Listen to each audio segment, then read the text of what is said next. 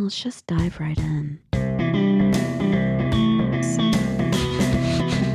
The script. It's just the internet. Okay, here I am. I'm here. Are you ready? Actually, no. That's fine. Take your time. Ready. Hello, and welcome to You Right, the podcast where creativity meets community. I am Matt. And I'm Rachel. Each week on You Right, we challenge our listeners to write a story in just 30 minutes, using 3 of 5 randomly generated words. It's a fun and fast-paced exercise to spark your imagination and get those creative juices flowing. We'll read your submissions, offer feedback, and discuss the unique twists and turns of each story. Whether you're an aspiring author or just love a good tale, You Right is your place to explore the endless possibilities of storytelling. So grab a needle and many colors of thread. Settle yourself in front of a nice circle of canvas. And let's dive into this week's stories. And remember, the only limit is your imagination and 30 minutes. Let's see what you got.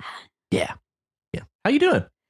I'm good. I'm a tad grumpy today. Oh, nuts. Yeah. No. But I know. But I mean, I'm okay. We're going to fix that right now. Yeah, we probably are. We're going to ungrump you. We probably are, honestly. Hell yeah.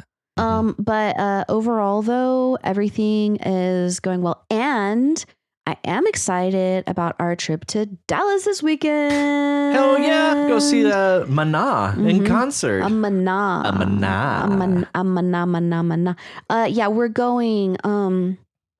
Me and Matt and Kim and Christian are going to Dallas to see Mana. Mm-hmm. Yeah, it's going to be awesome. How about you? How are you? Good. Also excited for Dallas. It's going to be fun. It'll be our second time to be in Dallas inside of 2 weeks. Ooh. So very familiar with that drive. Right. So, but no, it's going to be fun. Get to see an old friend while we're there who we thought we were going to see. I did see him. Oh, well, we weren't so lucky. No, you Kim weren't. and I. So. Nope. But you know what else I'm excited about? Wait, let me guess. All of this week's stories? Yeah. Oh my God, me too. Hell me too. yeah. Me too. So who did we decide to read this week? We have decided to read AllfairChatwin. Yes, we did. So this is, oh my God, where'd it go? AllfairChatwin. Oh my God, where'd it go? Oh, there it is. Chatwin. This is Insect Ballet. Oh, yes. By AllfairChatwin. Lovely title. Yes, it really is. The sound reminded Jacob more of metal shrieking than of insects chirping. Damn, those bugs are noisy, bro, called out one of the other guys from down the street. Hey, Jake, come on. Hesitantly, he followed. He didn't know these guys all that well, but they'd invited him to hang out with them and grab dinner as they went around downtown Tucson, finding places that wouldn't glance at their fake IDs closely. Places that would serve them, that wouldn't kick any of them out for being an annoying customer. His mom had lectured him about being careful before he'd gone off to college. Jacob, honey, I am so proud of you for getting that scholarship. To the University of Arizona, of all places. But don't get in trouble, you understand?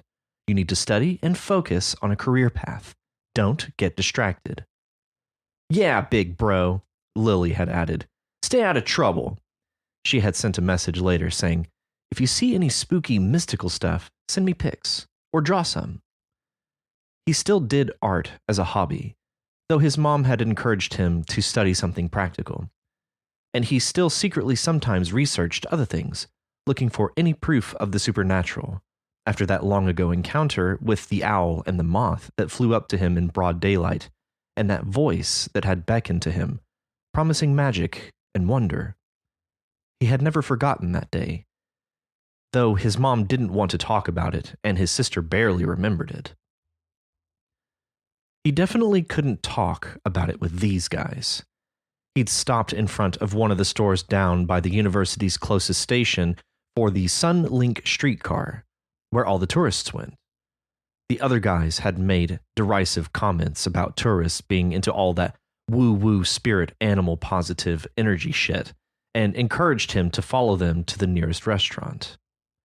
Somehow, they'd wandered into a place with fewer people, with houses that didn't look so rich, and yards that looked half wild.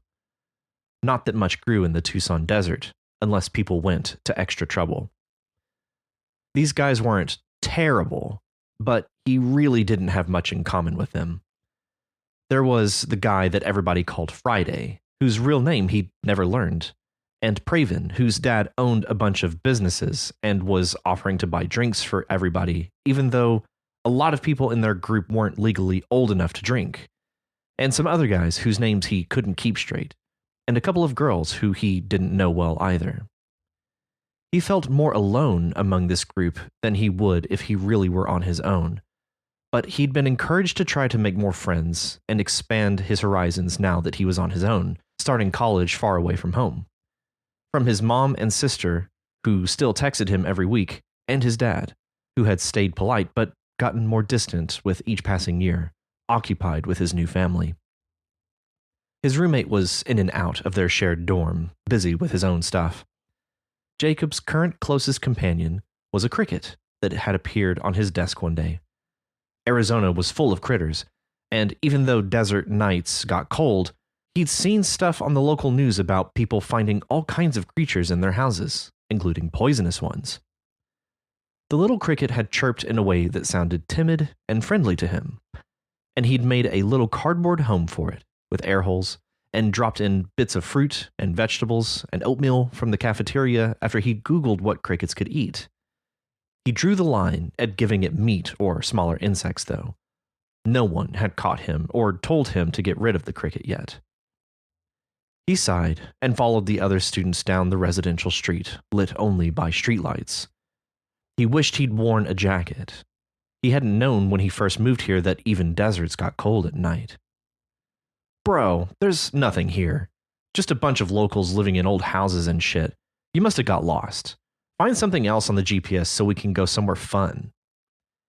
He tried to catch up with the voices he heard ahead of him, but he must have taken a wrong turn somewhere. He thought he heard footsteps and half-drunken laughter going toward the right, but they must have gone left. Or somewhere else. He hadn't tried much of what the other kids were doing. He was scared someone would catch him drinking underage or smoking in public, still kind of timid after the few weeks of his first semester of freshman year. He pulled out his phone, intending to send messages, but the reception wasn't so great. 1 bar, wavering to 2, and back.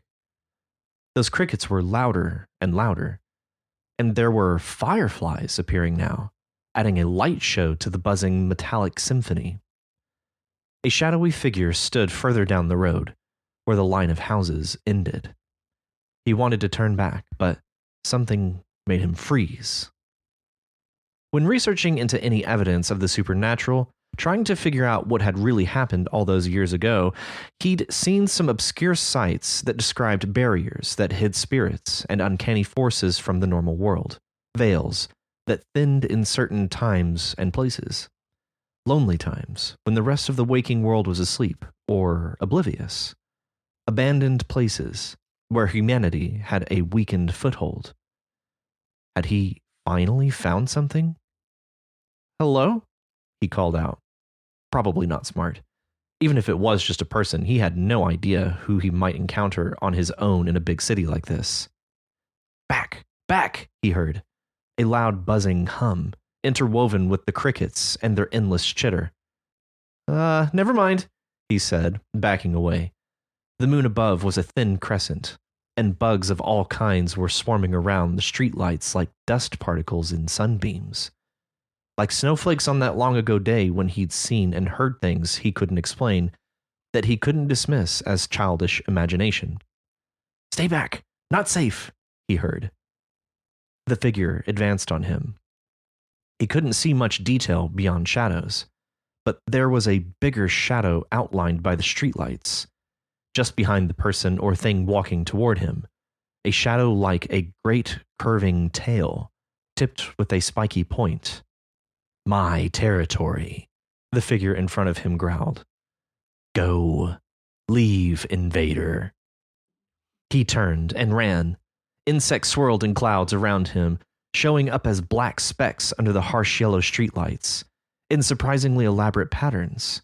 Some of the clouds of insects formed shapes in the air that reminded him of certain symbols that he'd seen in books and websites that might have just been the imaginings of conspiracy theorists and kooks, or so he thought. Go back, Jacob, he heard. Little brother will keep you safe.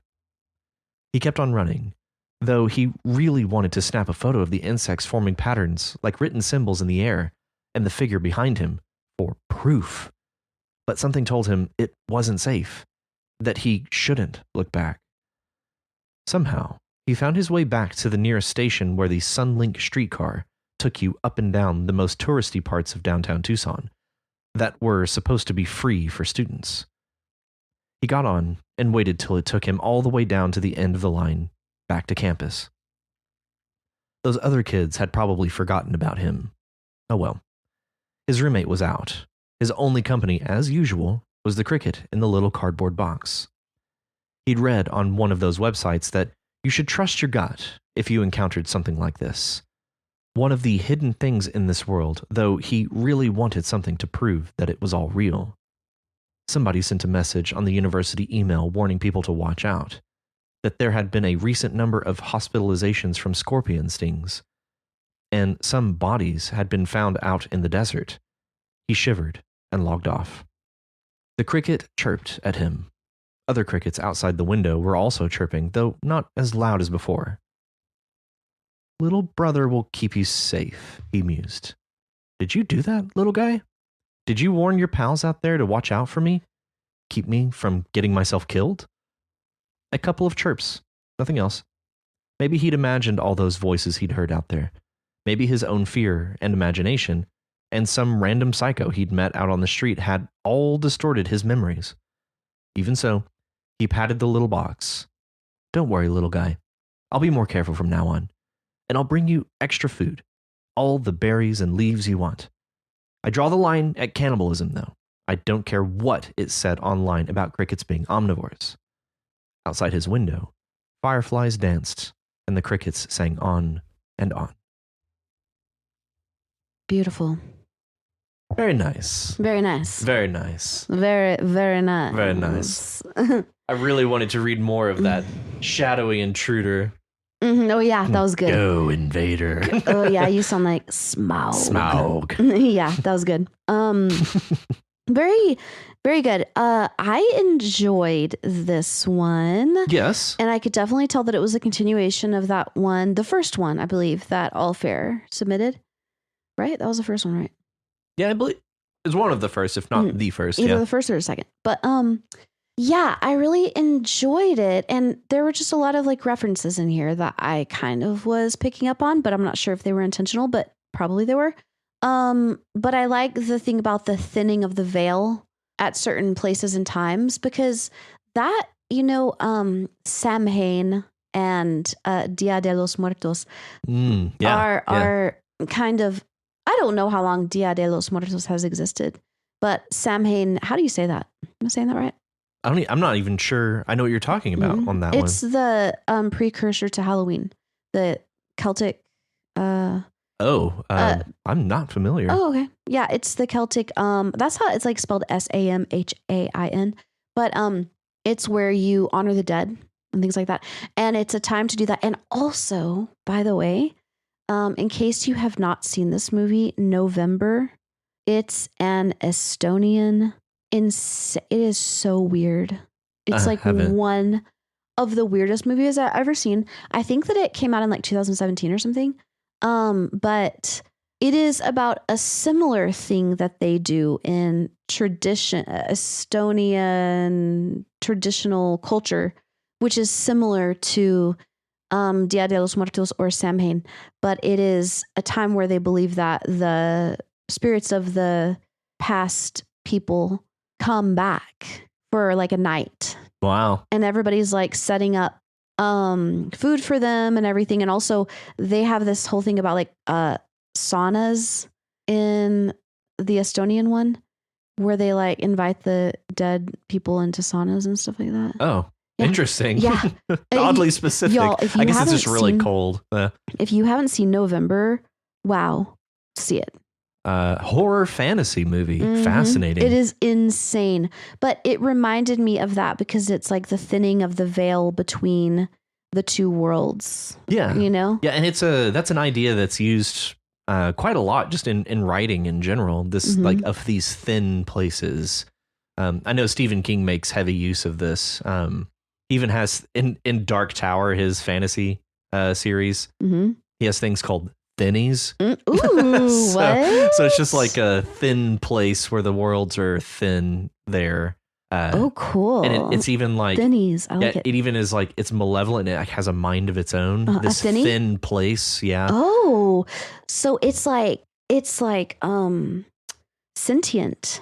Yeah. But also kind of like animalistic. Like it plays on sentience, but it basically just wants to feed is more or less my read on it. It's all kind of very mysterious and mystical. Like it's not very well defined. Yeah. So like, that's basically how Stephen King approaches magic. Like the more you define it, the less magical it becomes. So he just keeps it all very vague. Yeah. Very vague. Which I think is really how he can play into the horror elements of it because it's all so mysterious and unknown. But yeah, I know that's something that he uses pretty freely. And I actually just recently finished Pet Sematary, which I'd never read, which was actually an amazing book.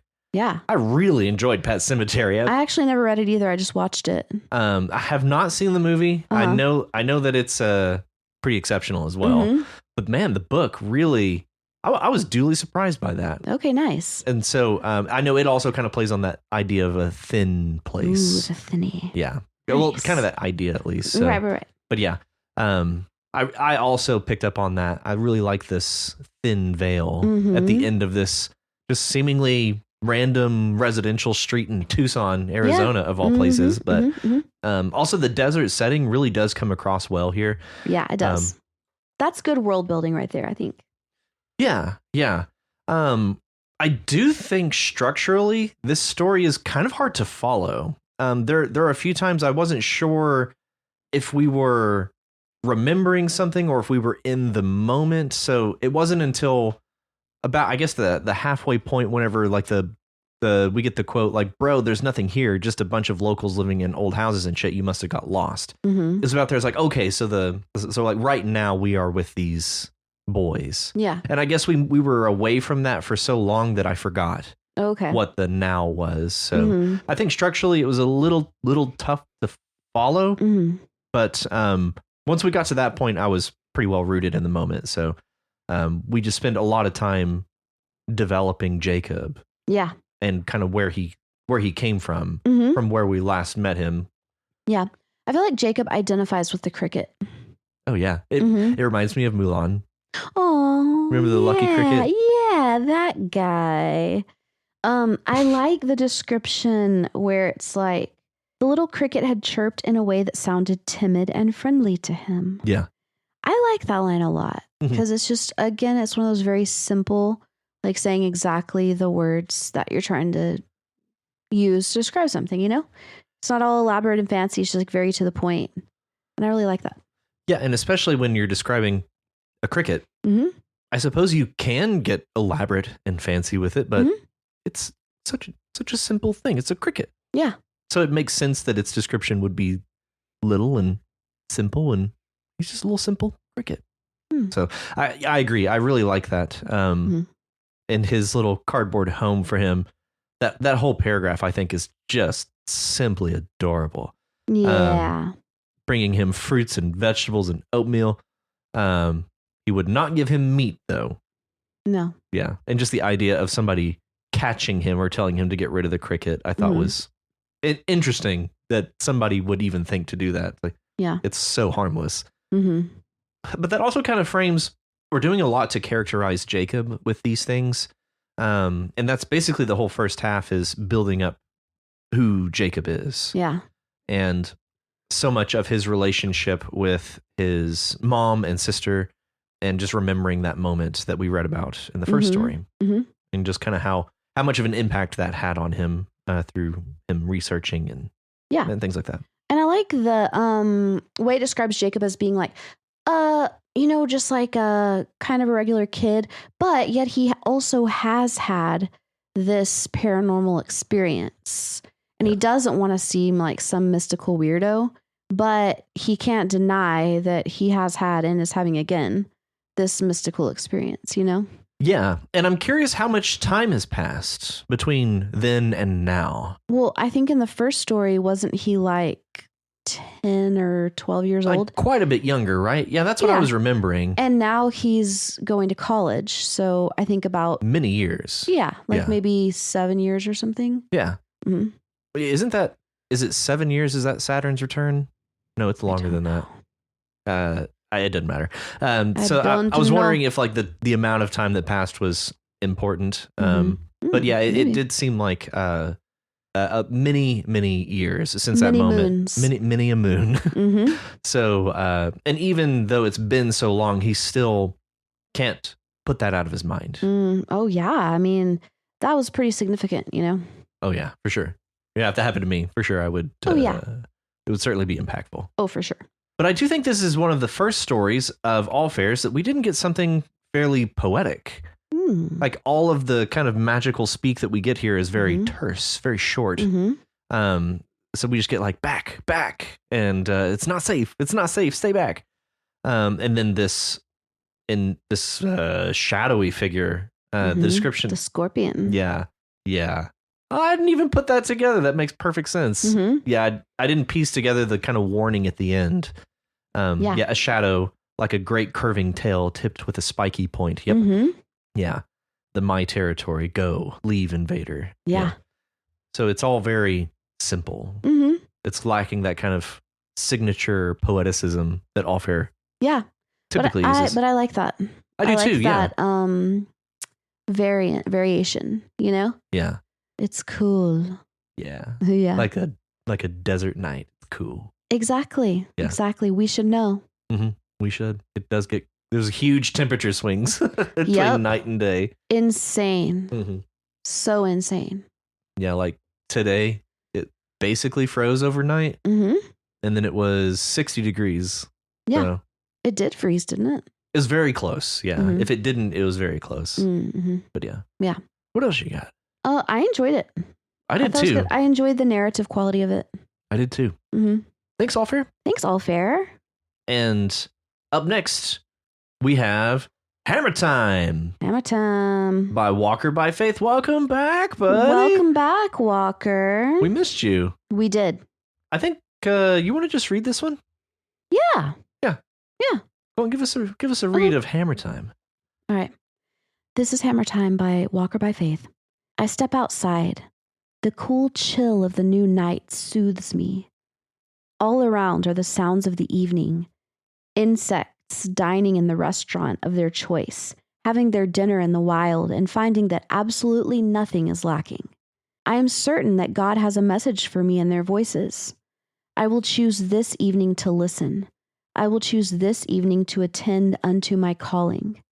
I will choose this evening to enjoy the cool breeze upon my skin. I will choose this evening to hear the very voice of God and the sounds of insects rubbing their legs together as they have done since time immemorial. I will choose to enjoy this night and the sound of crickets and squeaking toys and a new puppy who is simply excited to be roaming in the wild of a new backyard that he will forever know by its scent and sound as home. Very nice. Beautiful. And very sweet. Very sweet. Very succinct. Yeah. You know, short and sweet. Yeah. Poetic, I would say. Yeah. Yeah. Yeah, not too prosaic. So yeah, I certainly think this lands firmly in poetry. We get this very clear repetition of "I will choose." I will choose, which I think is an interesting choice to say. I will choose, not that I choose. To me, that indicates what I feel there is a struggle. Yeah, it's like a struggle, an internal struggle. And he's like, I will not give in to, whatever the chaos or the stress or the worry. Yeah. I will do this. Yeah. Instead. So yeah, that to me indicates overcoming of a struggle and coming to like a point of acceptance and peace. Yeah. Yeah. And this certainty that precedes this that God has a message for me in their voices of these insects. And so to hear divinity all around, essentially, and to, I guess, take it upon himself to choose this, or to say that I will choose this. Yeah. I agree. It does sound like a struggle. But where we land is just so firmly cute with a puppy. It's firmly cute. Firmly cute. Yeah. A new puppy. Oh, it's so cute. Oh, and if his name is Hammer, he's so cute. He is. The brindle boy. Oh, so one of the lines I really liked was about the insects dining, where it says, having their dinner in the wild and finding that absolutely nothing is lacking. I like that idea. Yeah. Yeah. I don't know why it made me think of, I just take such comfort in the idea of expectations and like what they mean. And that insects, like, they don't really have expectations. So that we know of. But that we know of, yeah. And maybe like their expectation is that there's food out here. That dinner will be waiting when they get off work. Yeah. Yeah. And martini in hand. That's right. When I walk through the door. Oh, cute. Cute bugs. So cute. But yeah, I just, it just made me think of that idea that expectations are the root of all suffering, and that these insects are without any suffering there, nothing is lacking, because there's just this sheer absence of expectation. It's just, they're just living in the moment. In the moment, exactly. Yeah, exactly. No plans, no worries. Right. And so to take peace in that, I think I think that's an excellent message. Right. Yeah. And I really also, of course, the end is cute, but I really like it where it's like a new puppy who is simply excited to be roaming in the wild of a new backyard that he will forever know by its scent and sound as home. That reminded me of my dad. Whenever he was with me whenever I had Wiki as a kitten. And my dad was just like, yeah, well, it's funny because my dad is just like so stoic, you know? But I remember whenever I told him about letting Wiki outside gradually, like adapting him to the outdoors, and how he would be chasing butterflies and all this stuff. And my dad was like, just grinned at this like far off look in his eyes. And he was like, it's just a whole new world for him. You know? Yeah. It was so cute. It is cute. Yeah. It's really cute. And to consider that idea, this is all brand new. Yeah. And everything is exciting. Like the tiniest insect. Yeah. Yeah. And to just be able to even see that, to see that happening. Exactly. In a puppy, in a kitten. Exactly. In a child. Yeah. Anything like that. Like it's all just, it carries profundity with it, I think. It totally does. And it's like the more years I live, the more I understand. For example, my grandma, my dad's mom, when we were little, everything we would say, and me and my brother used to get so annoyed. We'd be like, I'm going to go outside and play. And my grandma would just chuckle. And we would just always be, it's not like we'd be annoyed, but we would just be like, why does she always like laugh every time we say anything? You know? But I think that for her, it was just to see that like childlike wonder was just delightful for her. You know? Like no matter what we were saying, like, I love bacon. And she would just chuckle. Like no matter what we'd said, it was just like delightful for her. You know? Yeah. Because I think it was like seeing younger people like experience things, you know? Yeah. And I can speak from experience that Kim and I basically do this like on a daily basis with our puppy.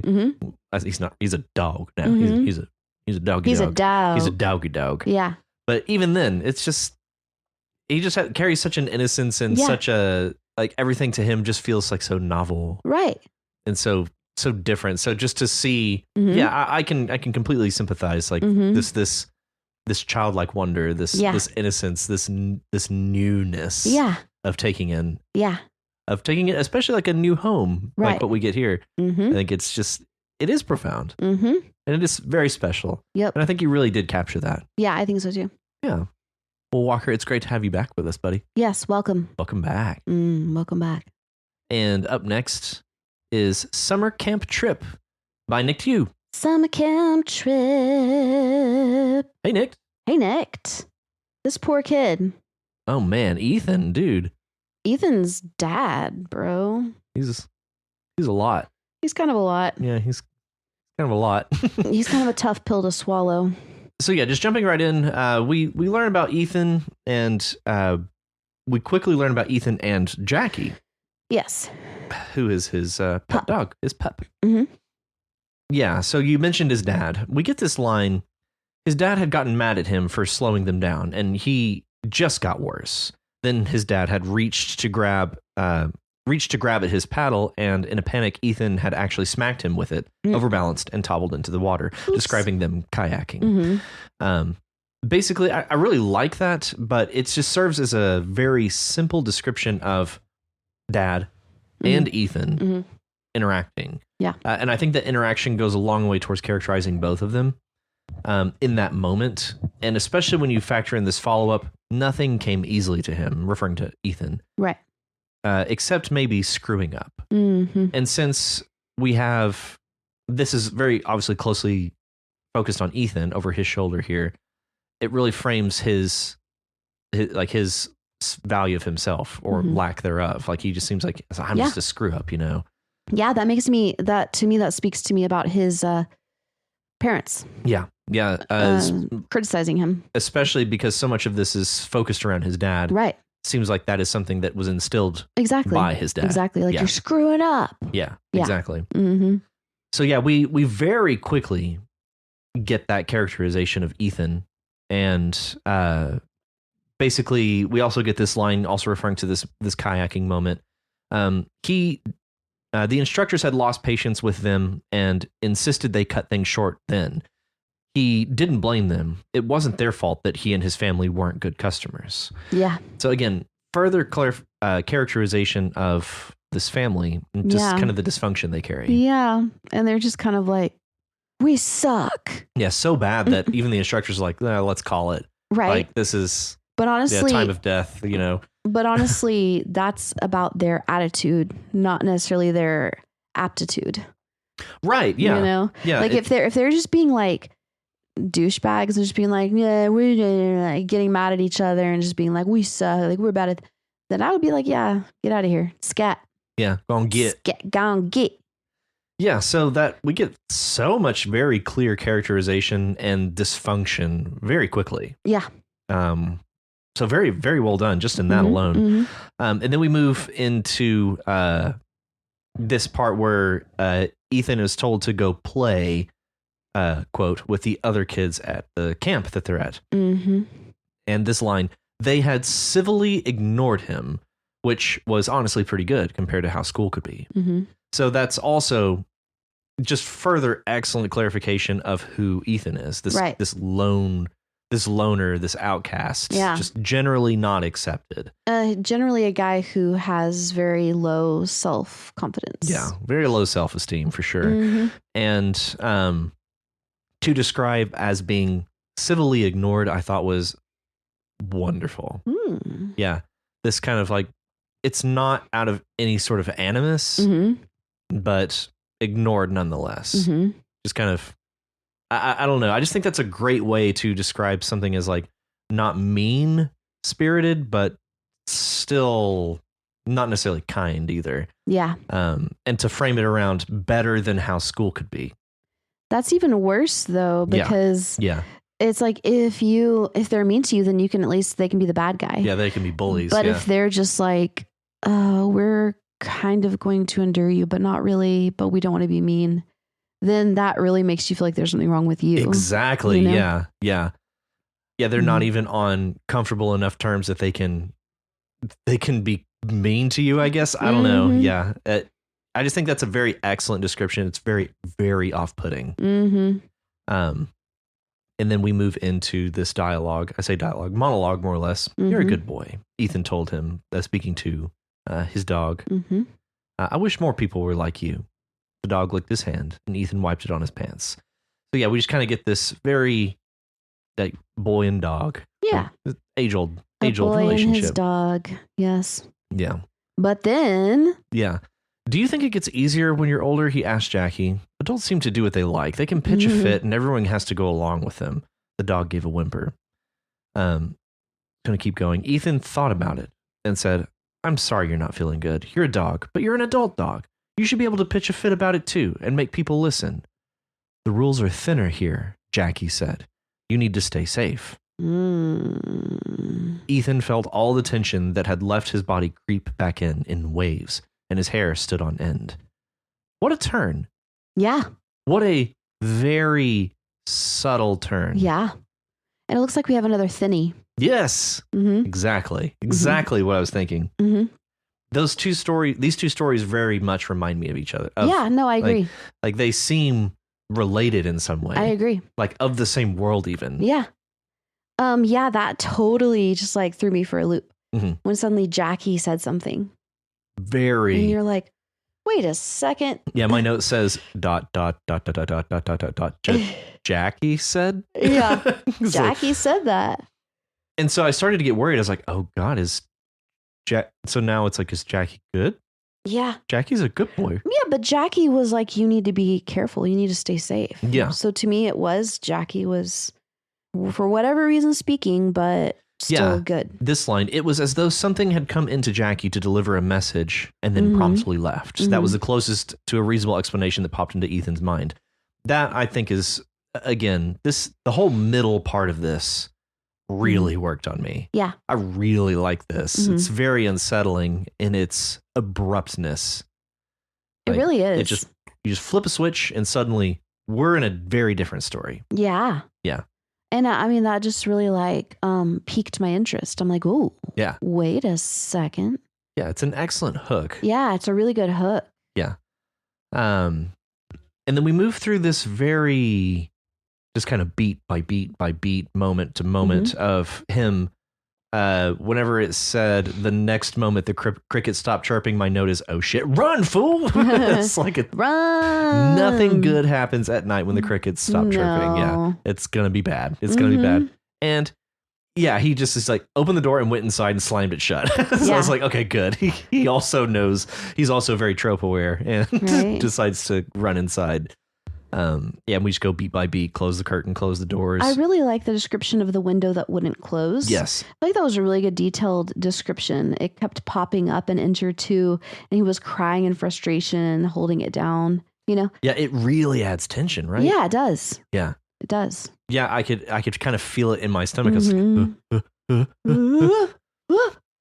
Yeah.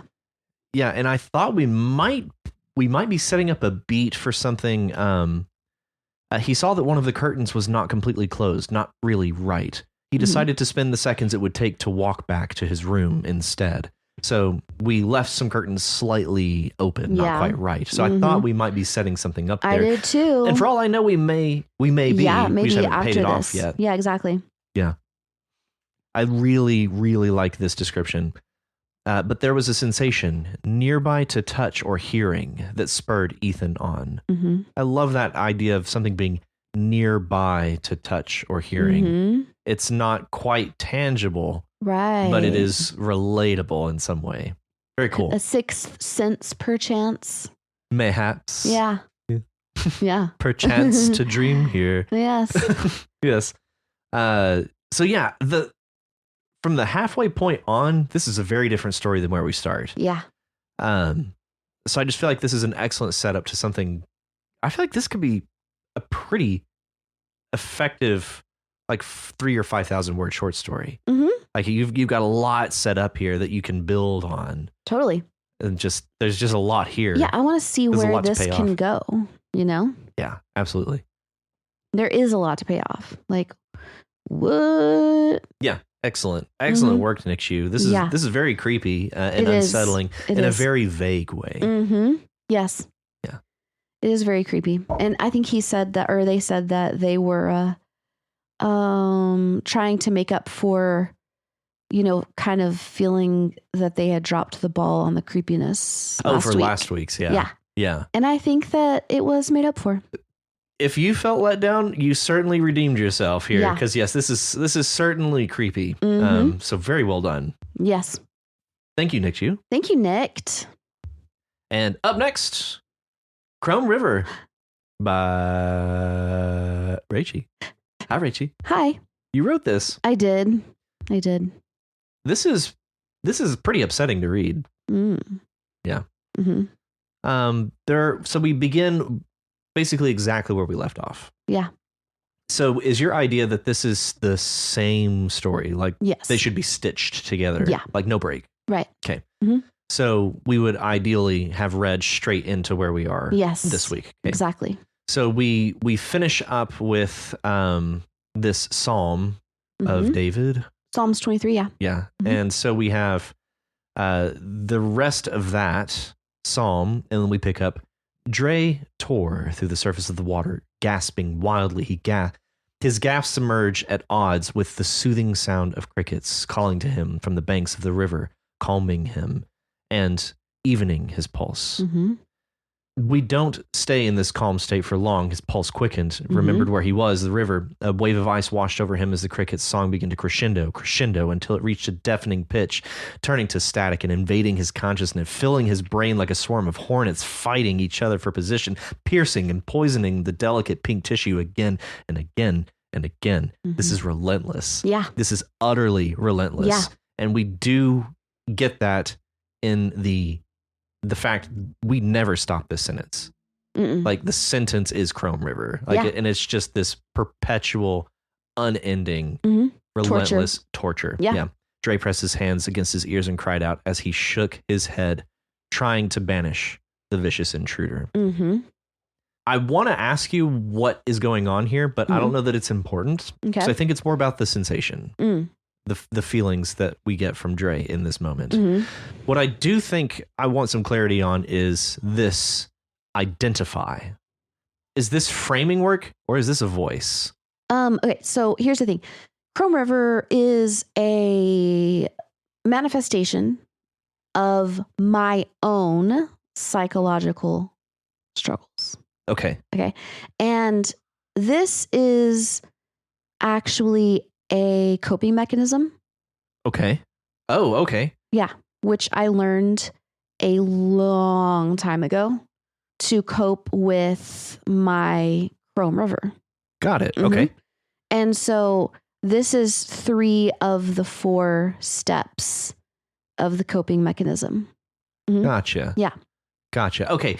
That helps tremendously because I really like that because we get identify followed by what is this? Yeah. So he recognizes that. Yeah, exactly. It's about recognizing. Well, so that's the part where you're like, okay, I need to identify what this is. Yeah. I need to engage. Yeah. Logically. I need to name it. Yeah. Basically. Yeah. You need to approach with some sort of like objectivity. Right. Yeah. So Dre struggled to understand what was happening, why it was happening. There was something there. He could feel it. So that's where we really do start to turn this around from just this sheer torture, this unrelenting passage of Chrome River. Yeah. And we start to tease out the reality. Right. Very slowly. Right. He's trying to detach himself and view it objectively, like you said. Yeah. But that's definitely not easy because he was only able to realize that he needed to do that before the onslaught began again. Right. Yeah. Yeah. And again, it's still, we're not out of the woods because we get the secret knowledge danced around the periphery of his consciousness, taunting, teasing, mocking, just out of his reach. And then again, here we are. An electric shock tore through his body. Dre doubled over and his face was submerged and scorched by the searing heat of liquid Chrome River. So we are right back where we began, showing that this is very clearly a struggle. Yeah. So, so much of this again is just, it's pretty hard to read, but it's also very effective because of how difficult it is. Yeah.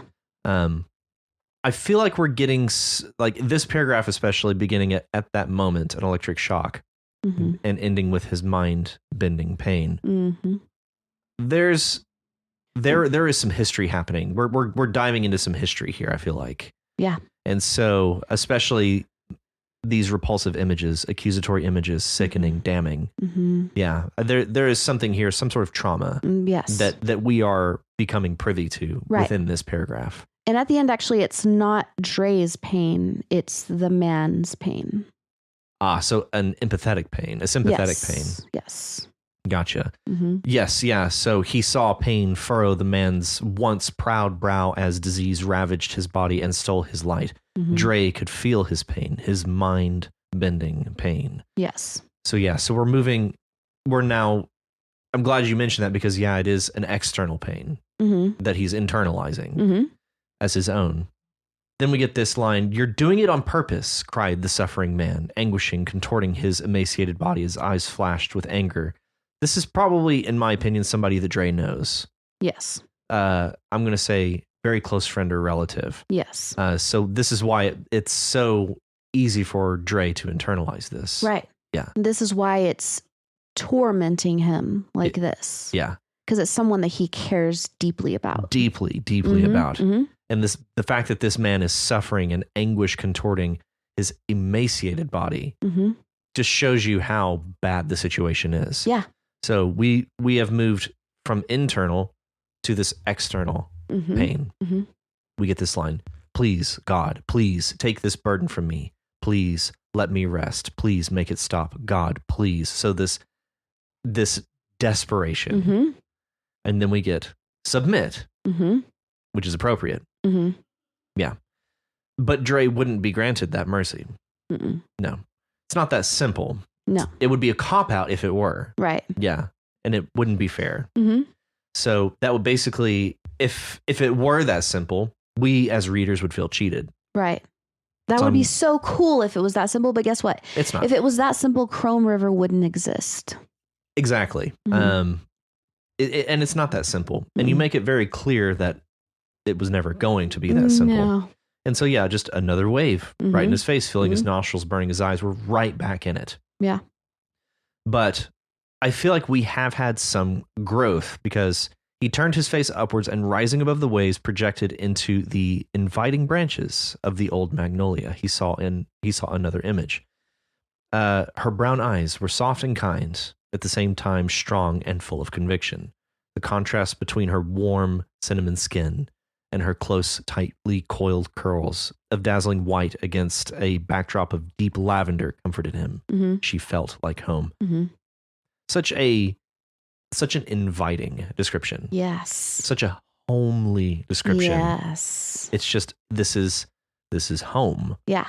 And we get, of course, Mama. Right. Yes.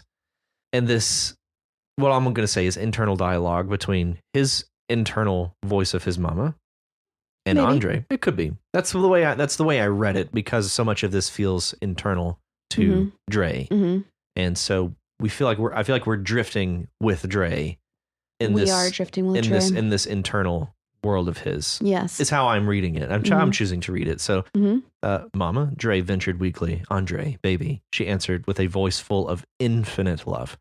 Mama, help, please make it stop. Fresh tears spilled from his eyes. Baby, you have to listen.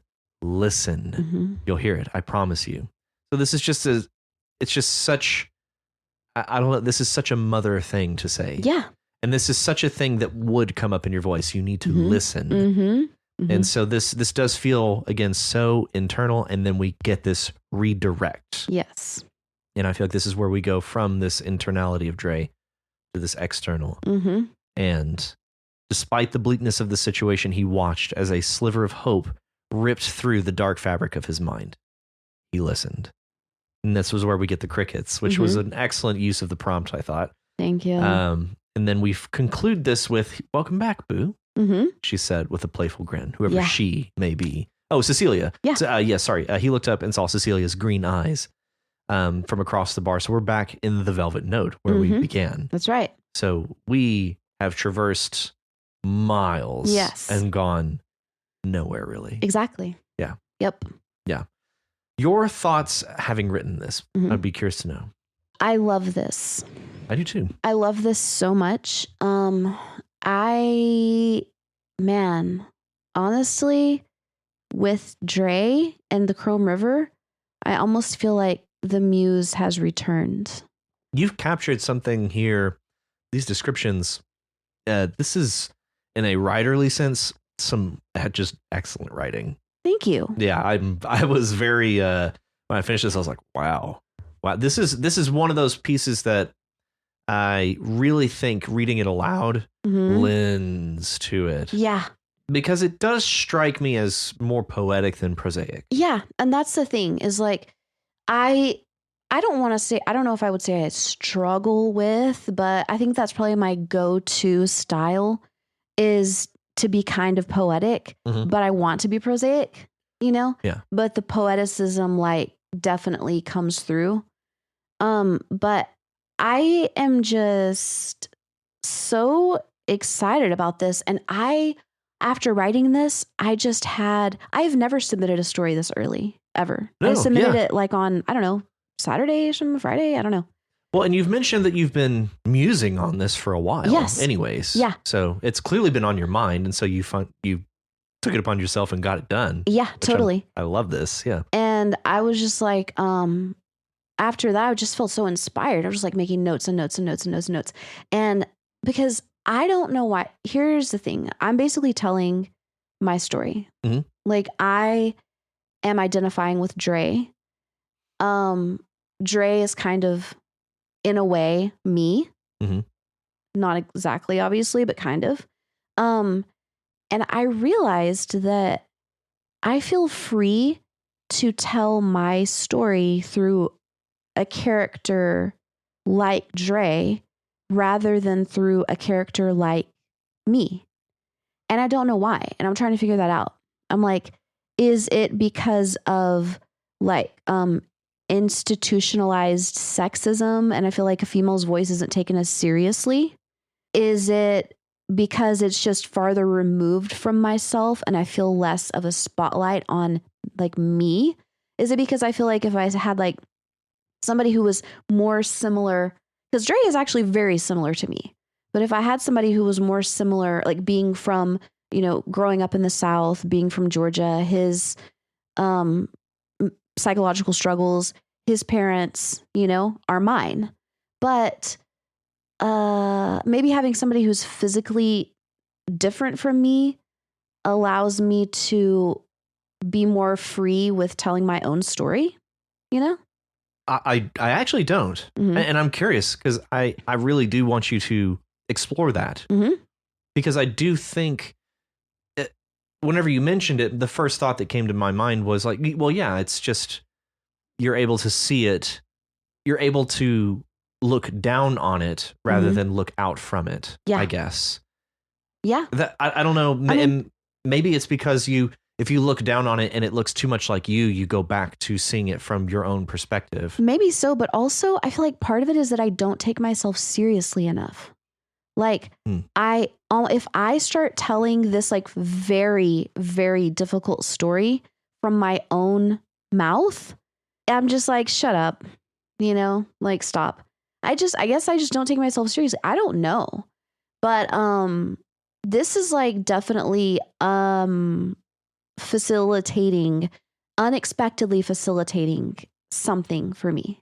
Then I think it absolutely you need to continue to explore this. Yeah. For the sake of this is beautiful writing. Thank you. Utterly beautiful writing. Thank you.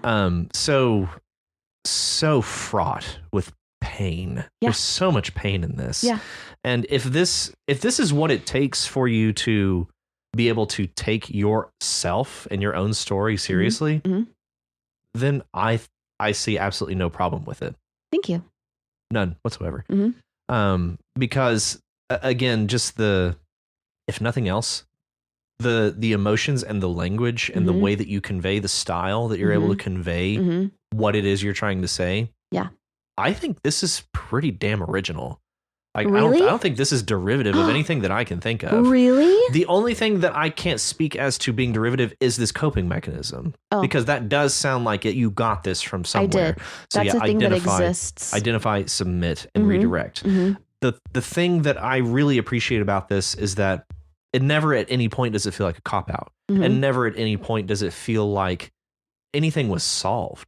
No, it wasn't. Nothing was solved. No. Just like maybe some clarity was gained. Right. But all that happened was to drag Dre from this trauma. And not even trauma, just this sheer mental torment gauntlet. Yeah. That's basically sounds like it's always there. Yeah. it's just always hanging out in the background. Right. Part of me, whenever I first read the first part of Chrome River, was thinking that this might be a story about drug addiction and that this was him coping with a fix. Oh, okay. But no, it's not. Mm-mm. So that might be my one critique, is if there is a way, and I don't even know if that's quite right, because I think the way that we land this story really does firmly take us out of that possibility. Yeah, well, it's kind of like whenever I read your story about Rocco and I was like, he's doing mushrooms. Right. You know, but it's not, it was a stroke. Yeah. So much of it is overlaps. There's too much overlap. Yeah. There's so much overlap because there just is. Yeah. You know? Yeah. But no, he's definitely having psychological problems. And I'm loving this. And I have like written down done so much brainstorming. I've done research. I have written down like so many ideas about this. Like I'm running with this. Fuck yeah. Dude, that's so exciting. Isn't that fun though? It is so fun because like I said, I feel like the muse has returned, and that's also going to be part of Dre's story, is the muse coming and going. But the muse has returned, and in a very at an unexpected moment and through an unexpected conduit.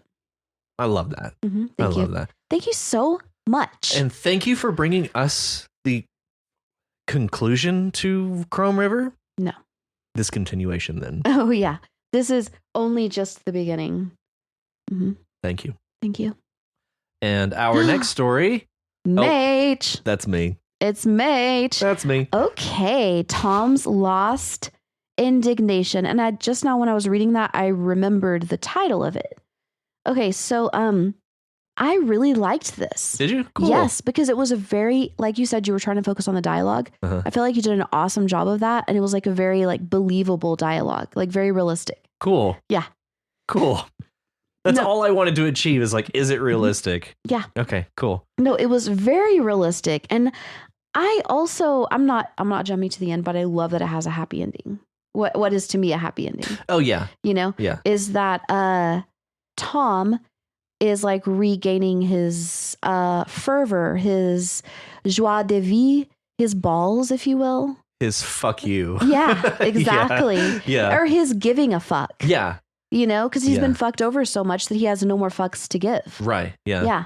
But he gained some more fucks throughout this interaction. Okay, so I like this because we have a kind of a greener guy, Phil. Yeah. And more of a veteran to the world and the way the world works, Tom. I really like these little tiny details, little descriptions. Like, for example, where it says, "I want to know what you'd do differently." Different, Tom said through a mouthful of smoke. That was a really great description. Like I could feel it. I could like feel the mouthful of smoke and like hear it. Yeah. Yes. Yeah. That was so good. Cool. Yeah. And we get the idea here that Tom is kind of like overqualified. I feel like he's like too smart for his job. That's the feeling I get. Yeah. Like he's kind of an intellectual type of guy. Yeah. Yeah. And, just by that exchange right there. Yeah. Like that's when I started to think that he is kind of intellectual. But he's basically just like resigned himself to his fate. Yeah. Which is being this worker. What is their trade again? I'm basically calling them waiters. Okay. Because the tips. Yeah.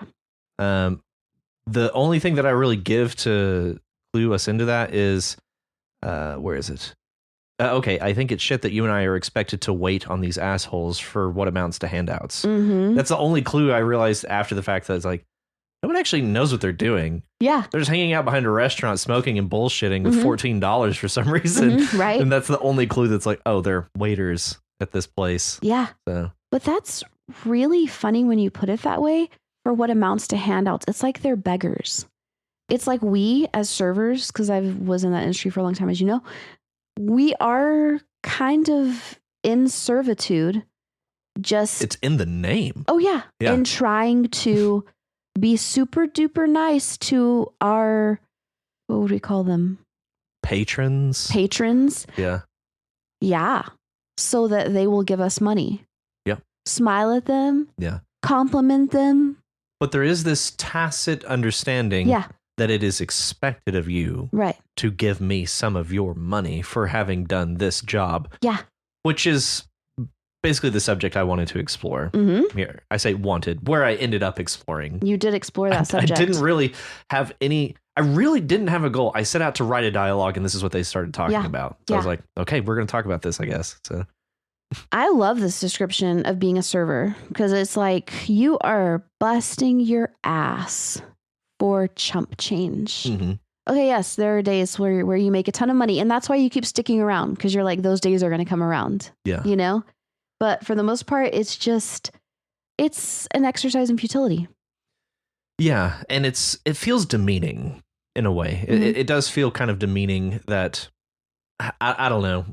There's a lot of politicking I could have done in this story that I didn't. I wanted to focus just strictly on these characters. Yeah. And just I wanted them to speak for themselves. Right. And so that I wanted the idea to unfold from them and not from narrative in any kind of way. I felt like you did a really good job of capturing the juxtaposition between the young, bold, balls to the wall guy and the older, jaded guy, Yeah. I feel like that was really, really well captured and really accurate too. Like it didn't even seem tropey to me. It was just like, that's what young people are like. You're like, no, we can change this. We can change the world. Yeah. And then you get tired and you're like, I tried a bunch of times. Yeah. It's whatever, The funny part is I feel like I slot very comfortably with both of these cats. Okay. Yeah. It's like some days I'm Tom, other days I'm Phil. Okay. And it's like, I can hear both of their voices very clearly. Yeah, totally. And so it was very easy to channel this conversation. What was actually difficult about this was formatting this conversation. Like literally just the formatting on the page was tricky. Like, where do I land action beats? Where do I call it a tag? Right. Things like that. But the one part that actually was the longest for me to write, everything came just very quickly. The part that took the longest was the second and third to last paragraphs. Because that's where we turn into Tom's head. That's like the thing in the turning point. Yeah. Yeah. And because that's whenever he's left alone. Right. So we have nowhere else to go but into the scene around us. Yeah. And then into his head. Right.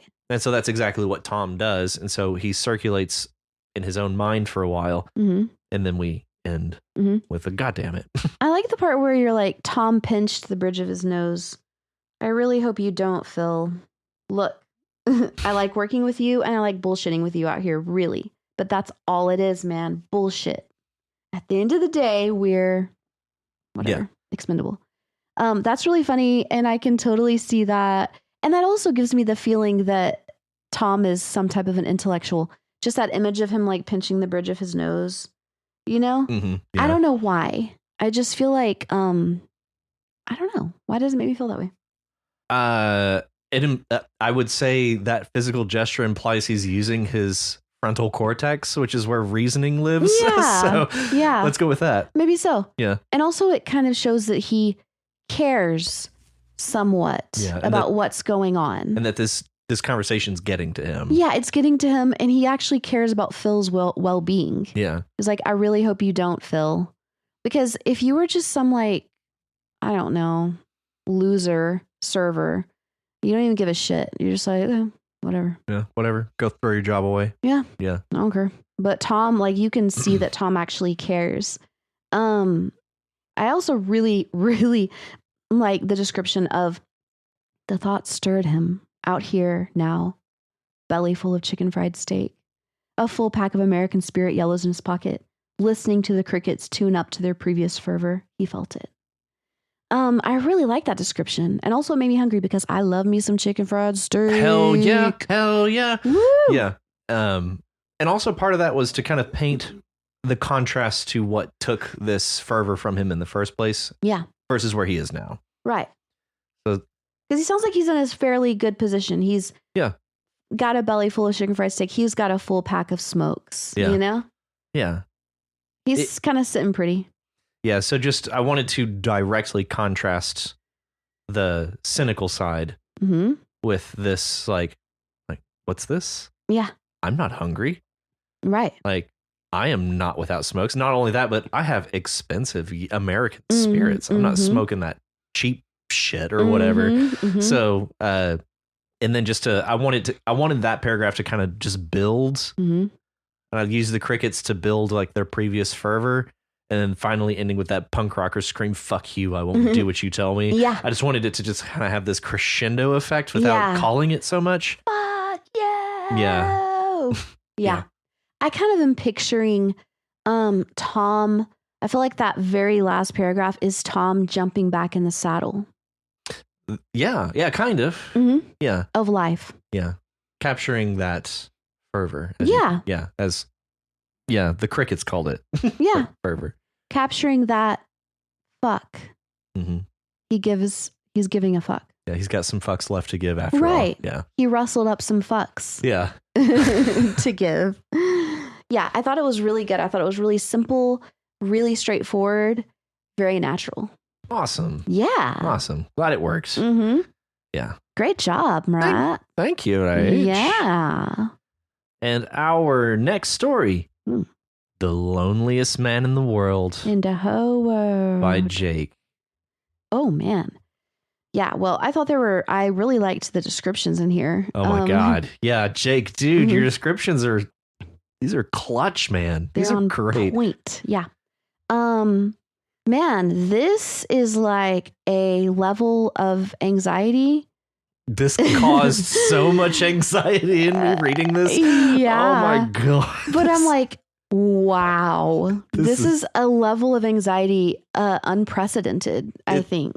This is a horror story and comedy at the same time. I love this story.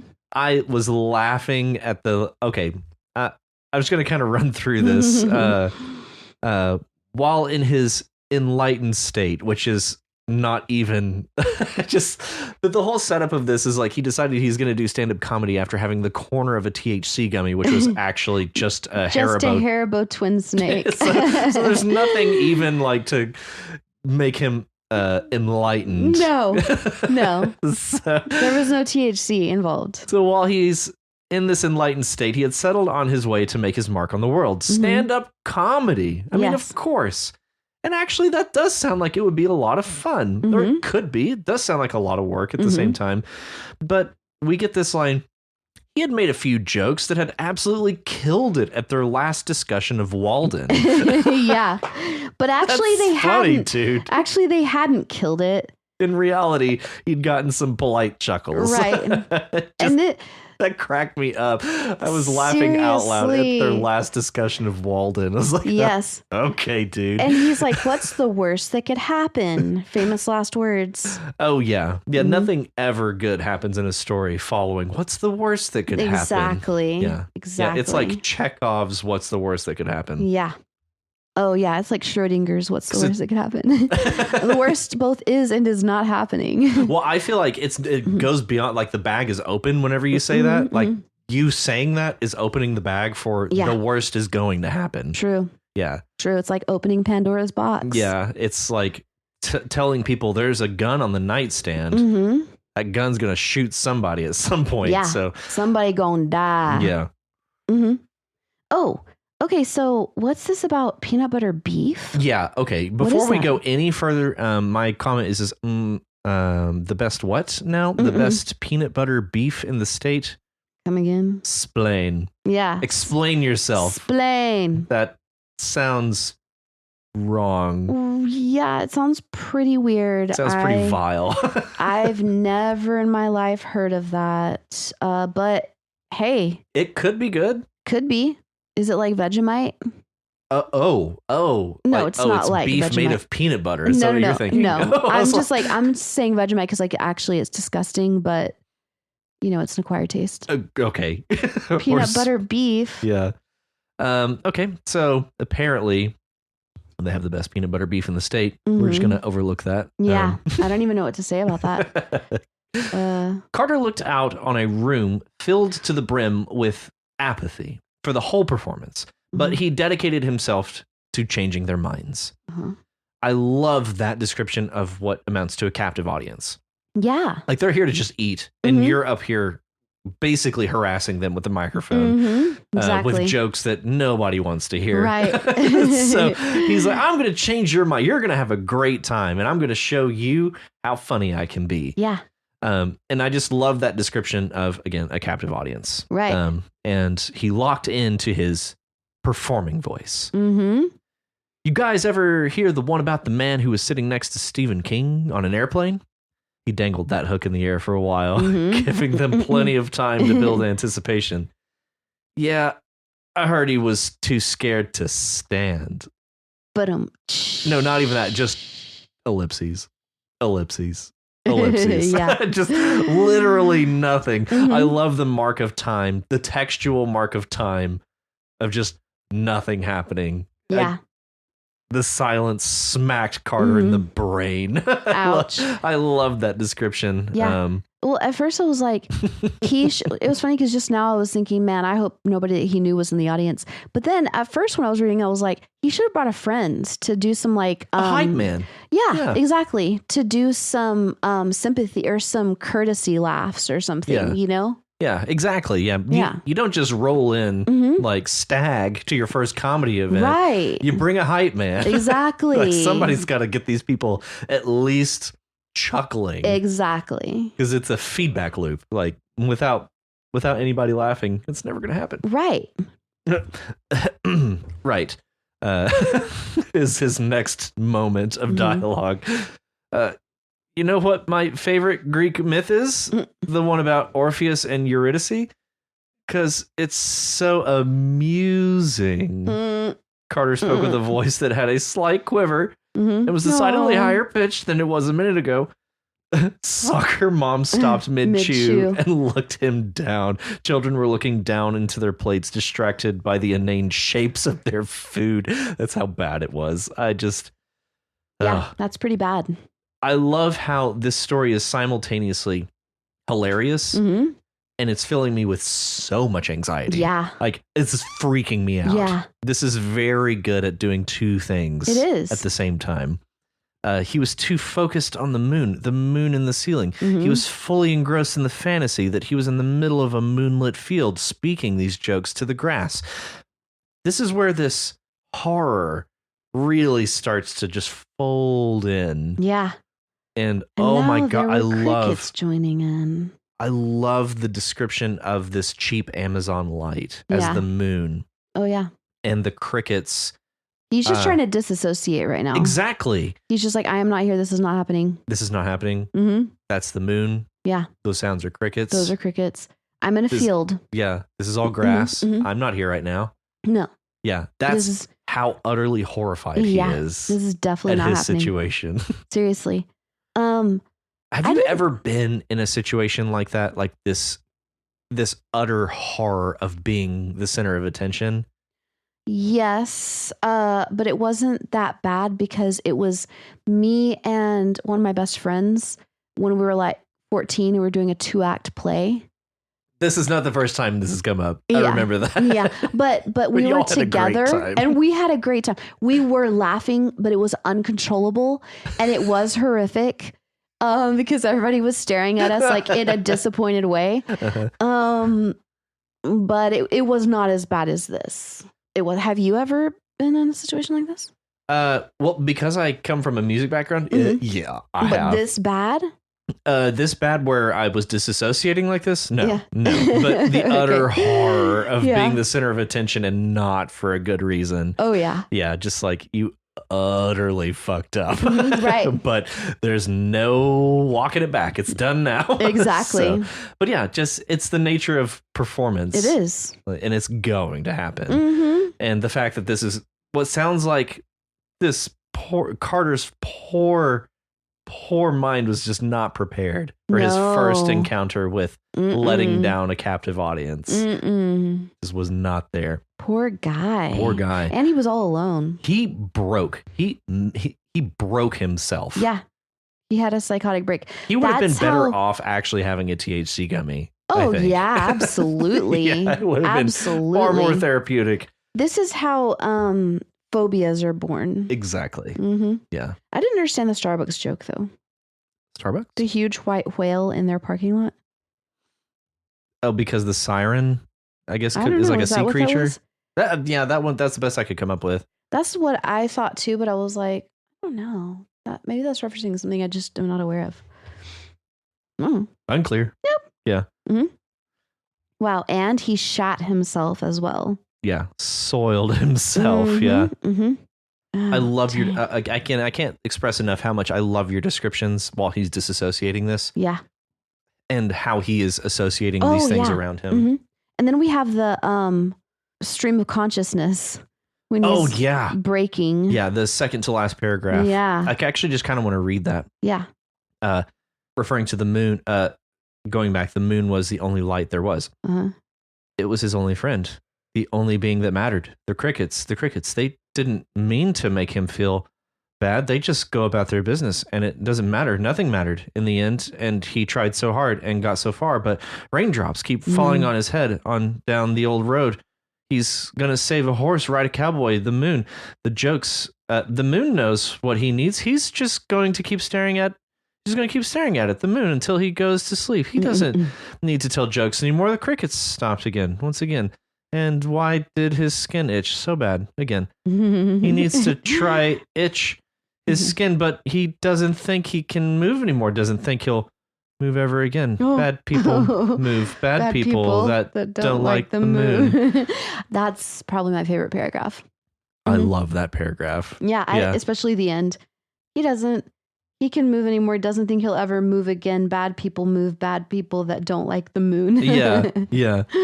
It just shows it took so little and he is just broken. Right. Just gone. Yeah. But that is an excellent way of describing that terror. Because it is terrifying. Yeah. Being the center of tension and not for the good reasons. Mm-hmm. For the bad reasons. Yeah. That is an excellent description of exactly how that feels. Right. And especially when you're young, I'm assuming this guy is young, because it makes it feel like it's the end of the world. Anytime something like this happens, it's like the end of the world. Well, I would even say somebody who is not familiar with putting themselves out there. Yeah. Who is generally, it sounds like the most out there that he gets is tossing out some jokes about Walden at his book club. Mm-hmm. So that doesn't really scream, socialite. Right. So this is probably the first time he's really put himself out there, and just the first and only time he's done it, he just bombs. Yeah. So bad. Yeah. So yeah, this goes to horror in this last paragraph very well. Mm-hmm. Carter got taken off the stage that night by the police. By the time they got there, he had soiled himself. Mm-hmm. His hand was clenched on the microphone so hard that his palm was bleeding. He didn't start screaming until they pulled him out of view of the little Amazon light in the ceiling. But once begun, he did not stop until his vocal cords were bleeding and raw. Yeah. So we very quickly circle back to ick. And also ouch. Very, very well. And you give us enough precedent for that it doesn't feel out of place. That is an incredible turn. I really like that. And I like that that's how we end it as well. Yeah. Wow. We spent so much time laughing and just kind of having a good time and just like, dude, this isn't good. Yeah. And just being kind of like happily uncomfortable with Carter. And then we just turn it around to like, no, dude. Like, no, this is serious. He's fucked up now. He's fucked up for life. Permanently fucked up for this. Serious. Very well done. Yeah. Wow. Thank you, Jake. That was great.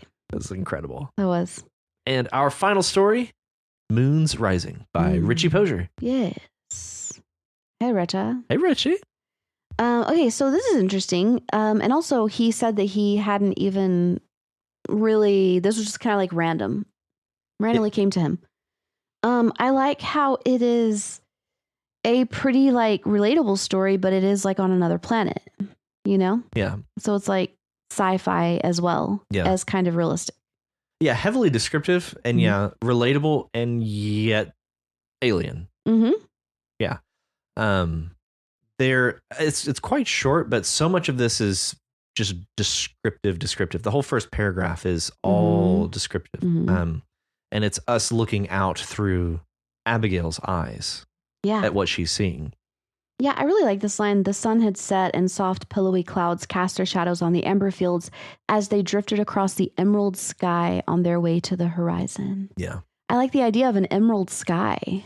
Yeah. And actually, I wanted to mention that you might want to break that description up.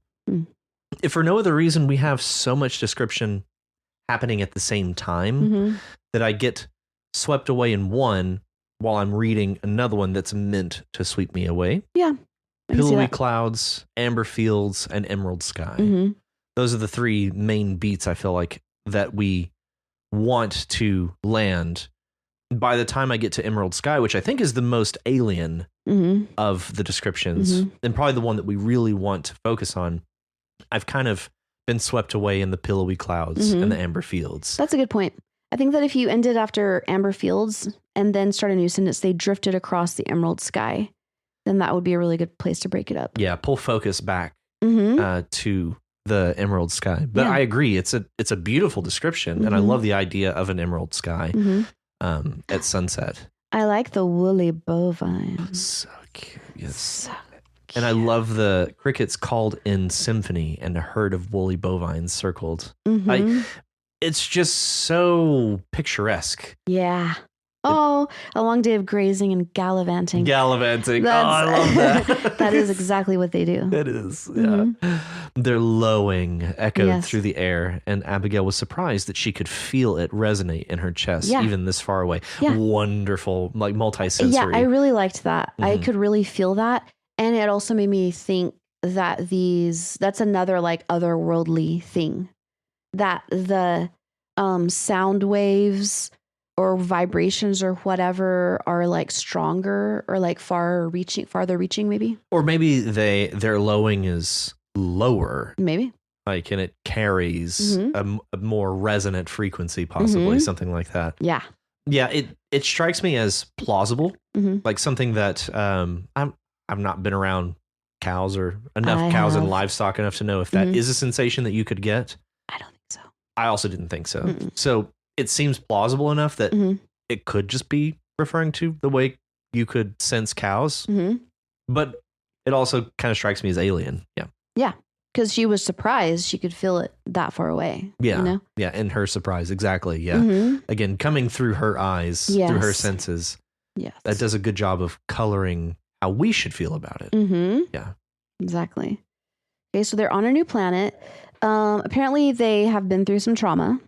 Because people had questions, but it's hard to ask about what happened before the collapse, before the calamity.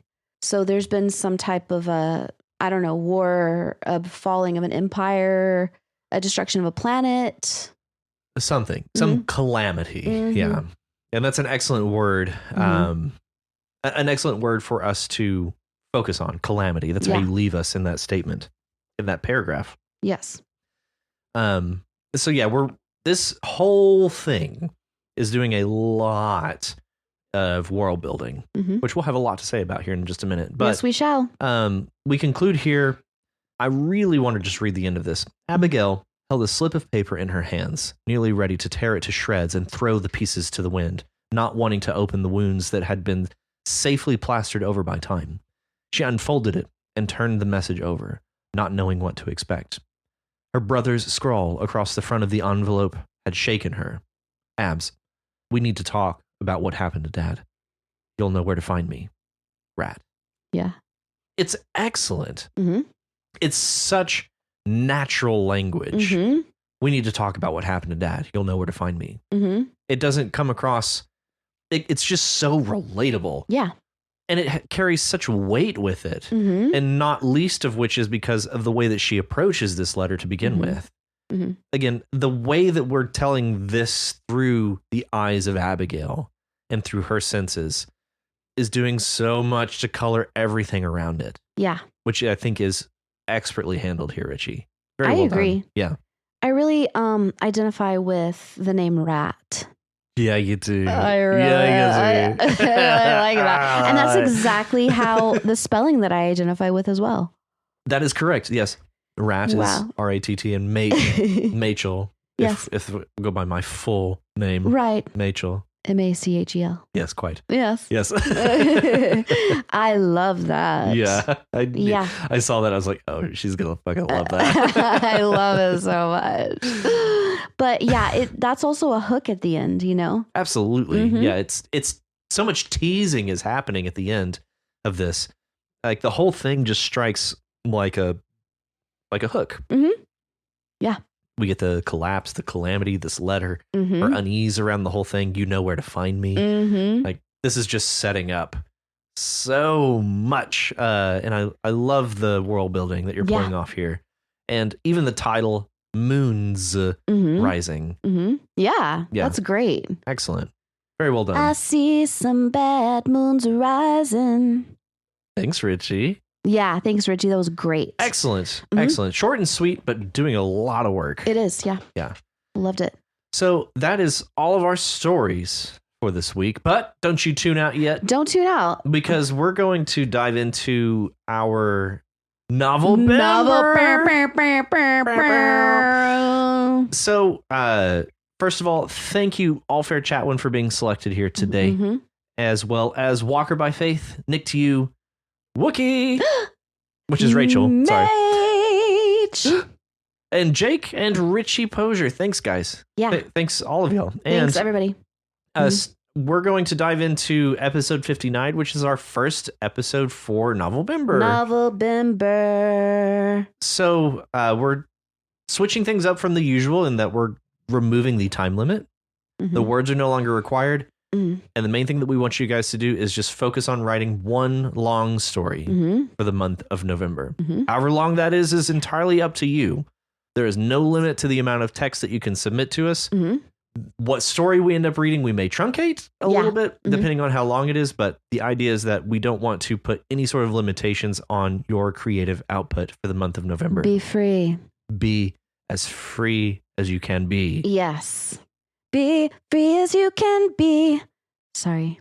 What is that? Be in the army. That's what I thought it was. Okay. Sorry, guys. So for the first week of Novel-bember, yes, we ask you guys to write your first entry into your story. That doesn't mean you have to start at the beginning, but we ask you to focus on world building. Yes. So we have decided that during Novel-bember, we're going to focus on a different writerly skill for each prompt. And each of these skills, we feel, are things that are essential to making a complete story. And every author, excels at one or two over the others. Yes. Yeah. So we're going to provide some examples as best we can for things that we think are exemplary at this particular skill. So for this first one, we chose world building because, well, first of all, we want to shed some light on what world building means, what that is, and some examples of what we think good world building looks like. Yeah. So first off is we're not terribly prepared to do this, but we have a bunch of examples of things that we want to go through. So one of the first things that I want to mention is that one thing that I did in preparing for this is I just grabbed some books that I know I love. And I just went and I looked at how do they begin? And so often they begin with world building. And it's interesting the way each of these authors approaches the idea of world building. Yeah. And how much or how little is appropriate to begin. Yes. Do you have an example for us? Yes, I do. So I have a book series that I started reading, I don't know, a year ago or something. And it's called City of Brass by Chakraborty. Okay. I absolutely love this world. It's like a genie world. It's the Middle East. So I'm just going to read you a small excerpt here. Okay. The warrior tells her a new tale. Across hot, windswept sands teeming with creatures of fire and rivers where the mythical Marids sleep, past ruins of once magnificent human metropolises, and mountains where the circling hawks are not what they seem, lies Daivabad, the legendary city of brass, a city to which Nahri is irrevocably bound. In that city, behind gilded brass walls laced with enchantments, behind the 6 gates of the 6 Jin tribes, old resentments are simmering. Utterly beautiful. And so enchanting. Concise as well. Yeah. Like it's not dwelling too much on one aspect. Right. It's going out of its way to paint in broad strokes. Yep. And to offer as much sensory input as possible. Yeah. As well as just the feeling of this place. It's just very magical. Yes. And so that's an excellent description of, well, it's excellent description. So that's just like something that is kind of hard to separate what is descriptive work and what is world building. Yeah. And that's kind of what I want to address here is when is it just descriptive work and when is it world building? And so I feel like that's a pretty tough line in the sand to draw. And speaking of sand, I'm going to draw on Brandon Sanderson. Ooh, hey. Sounds like a joke that Jake's character would have told. Oh, yeah. Oh, Carter. Carter. Oh, yeah. That joke killed, right, guys? You all laughed. Yeah, that was great. Yeah, don't lie. You laughed. That was great. So Brandon Sanderson, I think, is I think he's kind of a master at this. Like he's really good at world building. He's able to pull you into these worlds that are very complicated, very alien, in such a way that we feel at home eventually. But it's not without a lot of work on his part. I'm going to draw some quotes from the Stormlight Archives, not many. But the first one here is, "The storm came. It came as always, sweeping out of the east, crashing across the shattered plains, with a sound like 1,000 battering rams. It came to scour rock and flesh alike. It came to end, and to begin, and to end again." Very simple, but also very descriptive of the world itself. Continuing, we have descriptions of like flora and fauna. "The plants pulled in their leaves as the wind began to blow. Branches retracted, vines slithered back into holes, and buds sealed shut. In a few moments, the rock buds and creepers that had covered the stone were gone, and the plain looked barren again." Excellent means of describing this world around. One thing that we don't get here in any of these descriptions so far is what the world means to the characters, which is what I think we need to be very careful about as authors. You mean we need to make sure to include that? We need to make sure that whatever we include for the world is to serve the character and their role to play within this world. To describe the world as it needs to pertain to the plot or to the plight of the character, if that makes sense. Yeah. Because it's so easy to get swept up, and I have all the love for Tolkien. As a matter of fact, I have a description of his world building, which I think is utterly delightful. He has a tendency to dwell on the world itself, and it doesn't necessarily pertain to the plight of the characters. And so, but he has such rich lore, and like everything is like, he is so rich as an author with his descriptions.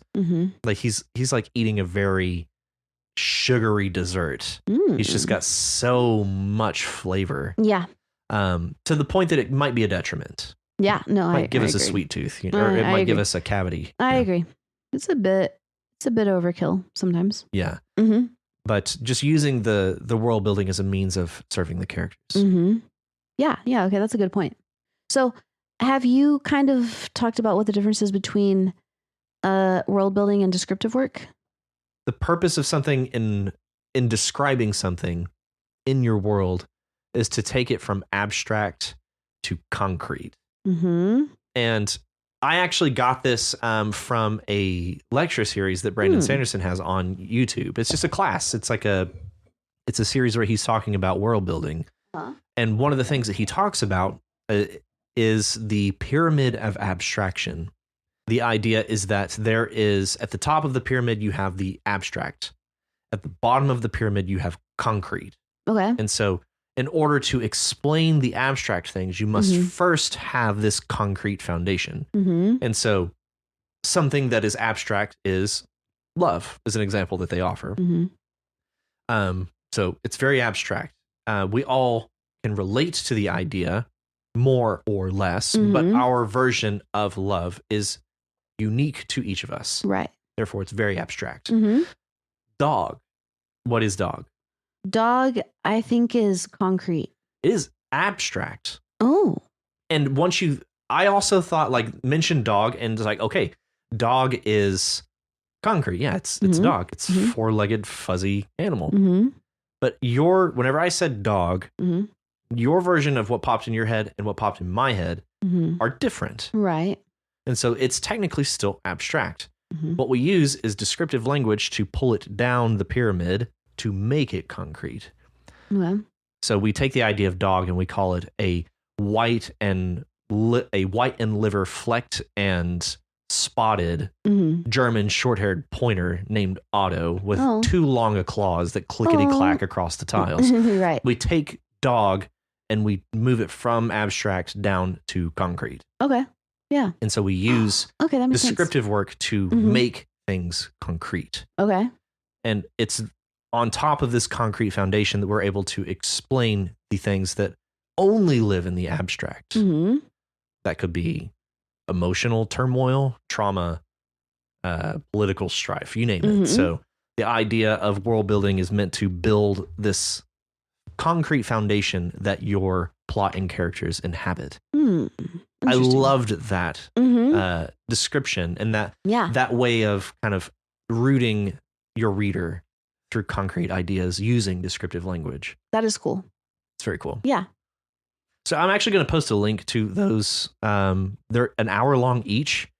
I would like to listen to that. Yeah. And it looks like there's more to it, the whole series of it. But this was specifically just him speaking on world building. He's super nerdy. But the whole course is rooted in fantasy and sci-fi. So it's really focused on those things. And that's what I wanted to move away from in the second half of our discussion here, is that so much of world building is usually attributed to fantasy and sci-fi.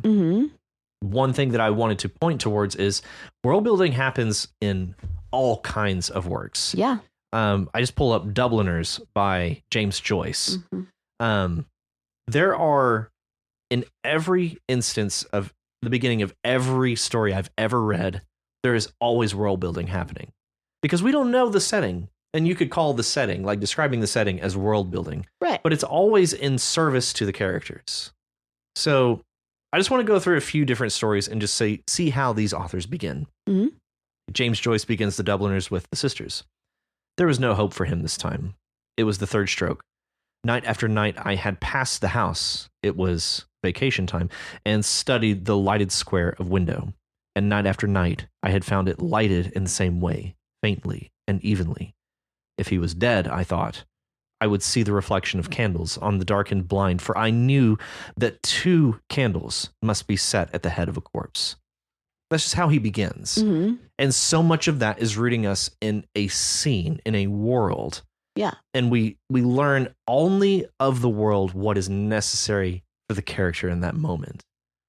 Without getting too bogged down in the description, we get set in this moment. And that's how so many of these authors begin. That's a good point. It's like you don't have to describe the entire world right off the bat. Right. You know, just what is necessary for the character at that moment. Yeah. Whenever stories do try to describe the whole world or the whole setting, which is not exactly relevant to that scene, it's overwhelming and I can't really visualize it.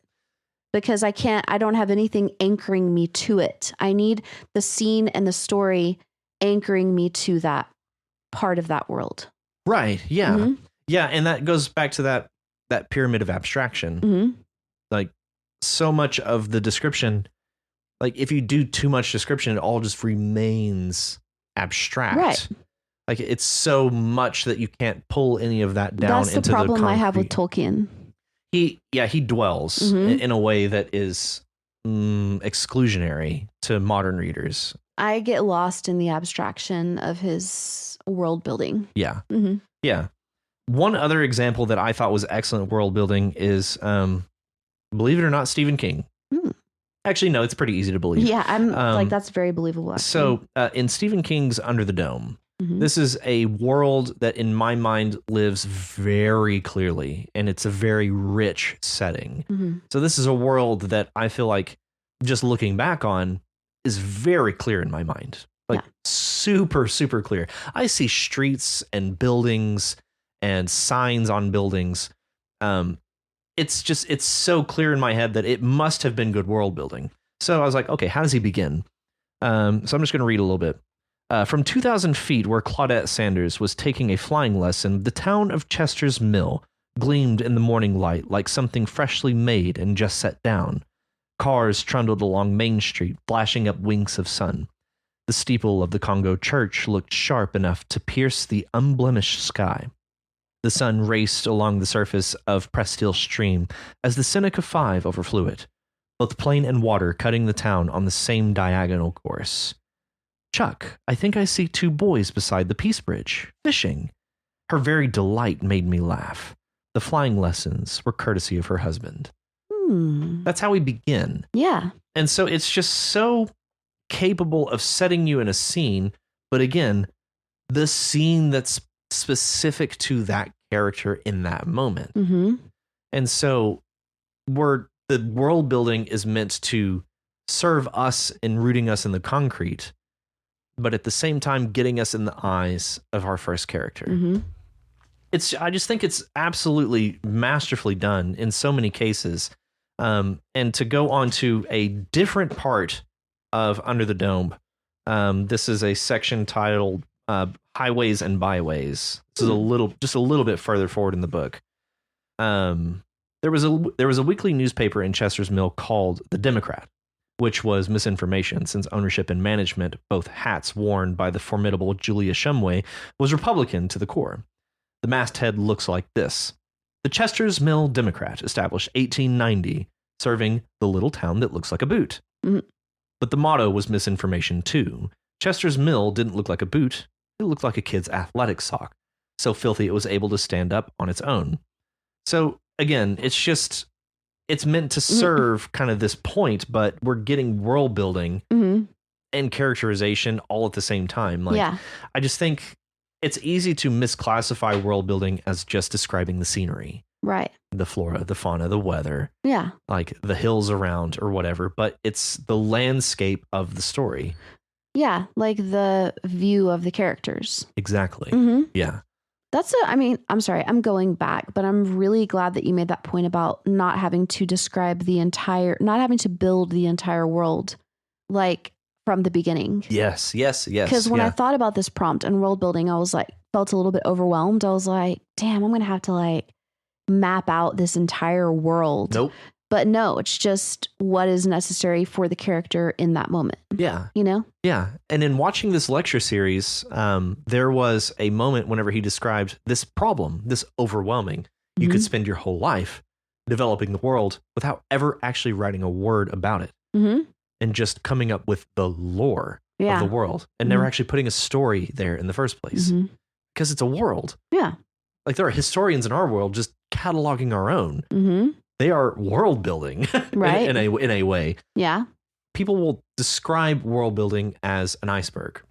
What you present is above the water that everybody sees, hints at a much larger structure beneath the water. And so people can see that this structure above the water is very complete. It looks like an iceberg. Therefore, there must be more under the water. Right. And so they can see that the work has been put in. Yeah, that's a very good point. And so he says, in fact, what's beneath the water is a hollow shell of an iceberg. Like you do not have time to flesh out every aspect of this. What you can do, however, is flesh out every aspect as this character must see it. Yeah. And so there will be parts that you develop that the reader never sees, but it's just the edges of what lies underneath the water. Right. Yeah, to continue beating that metaphor. So that makes sense. It's an excellent series. Again, I'm going to post. I'm excited you're going to post that. So the iceberg thing is in that series too? Yeah. Sweet. Yeah. Oh, it's highly informative. Okay, awesome. So I took a lot of notes in going from that. So there's just so many examples of great authors doing great world building. I have George R.R. Martin's Game of Thrones here in front of me. Mm-hmm. Terry Pratchett, Robert Jordan, man, they're all masters of their craft. And again, fantasy and sci-fi, it's easy to point to these because they must build a new world. But even in authors like James Joyce, like he is world building. It's a world that we're all very familiar with because it is our world. Well, yeah, but like not all of us have been to Dublin. You know? Right, exactly. And so it's like you're describing it to somebody who's never been there. Exactly. And that's the point I wanted to leave us on, is that an easy world for you to begin in is yours. And so for like Rachel and I, it's easy for us to write settings in West Texas. Right. Because that's where we're at. Yeah. Because we know this place. The problem with that is knowing what others would find novel about the place that you're so innately familiar with and how to put that in the eyes of your character. I think world building is a very necessary aspect to every story. Yeah. And the degree to which you must include it is unique to whatever story you're telling. The trick is knowing when to stop. Yeah. And I think going through this series that we're going to do, identifying your strengths and weaknesses will be very useful. You know, like what do you tend to focus on among these elements of writing, you know, of story writing? Yeah. So identifying strengths and weaknesses is really one of the goals of Novel-bember. Yeah. The primary goal is have something that you can point to as a long form work. That's right. At the end. In your repertoire. Yeah. Yeah. So, again, focusing on world building, the words to accompany this prompt. And again, you do not have to use these. They are strictly here for inspiration. The words to accompany this are wolf, virtue, separation, length, and aware. All right. So wolf, well, we have the animal. So wolf is a noun and an adjectival noun. So you can have a wolf tail, you know, a wolf market, whatever the fuck that means. Meow wolf. You got meow wolf. Yeah. That's proper noun, but yeah. You've got the boy who cried wolf. Crying wolf. It is also a verb. Yeah, to eat something like voraciously. Yeah, ravenous. Ravenously, yes. Yeah. To wolf down something. Yeah. What else? I think that's it. Yeah. Primarily the animal is what I think of. Wolves are cute. So cute. And the next word is virtue. Virtue. Okay, virtue. Well, we've got virtue signaling. Yes, we do. That's a thing. That's a thing. So virtue is another thing that is a noun and an adjectival noun, such as in virtue signaling. Exactly. Virtue is like a positive aspect of one's character, I would say. Yeah. A morally sound aspect of one's character. Yeah. Morally accepted. I guess, yeah. Yeah. A virtue. Patience is often described as a virtue. Yes. Silence is also described as a virtue. Cleanliness is next to godliness. Right. It's like the second most important virtue. Yeah. Sure. Yeah. Okay. Yeah. Virtue. Virtue cannot be a verb. No. Let's go virtuing. Let's go virtuing. Virtuing. Not doing that. No. Okay. All right. Our next word is separation. Separation. Okay. So, well, it's a noun. It's an adjectival noun. Separation station. Am I right? Yeah. So separation. It is the not together. It's not togetherness. Yeah. To disassemble is to separate in a way. I would say divide. Yeah. It does kind of imply two pieces that you pull apart. Yeah. Exactly. Yeah. To separate.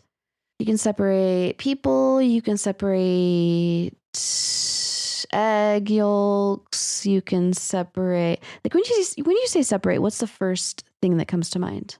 Actually, divorce. Mm-hmm. Yeah. Yeah. But by the way, this can also be also children. Like, don't make me separate you two. Yeah. Yeah. I'll separate you. Yeah. But it can also. We're doing separation. Yeah. Separation. Separation. Yeah. Okay. All right. Yeah. Separation. Yeah, separation. I think implies divorce for some reason. Yeah. Oh, did you hear about their separation? Yeah. Ugh. Yeah. It's like it's a way of saying divorce without saying divorce. Exactly. Yeah. We're having a separation or it's period. It's the precursor to divorce. It is. They're separate. It really is. Their separation. Yeah. Yeah. They're not divorced. They're separated. Yeah. Yeah. Separation. There's a separation of church and state. Sure. Or at least there used to be. I was like, sure there is. There used to be. And our next word. Yeah. Length. Length. Welp. Length is a noun. Length station. Length station. Length station. Length. The length. Yeah, length can be an adjectival noun. You have like length requirements. It can be. It's amazing. I think this is one of the words that is hard to say. Length? Yeah. Yeah, because I think a lot of people say like length. Length? Yeah. Just fuck that G. Yeah. You don't need it. Length. You don't it's actually very need it. strange because you've got 4 consonants in a row. Yeah.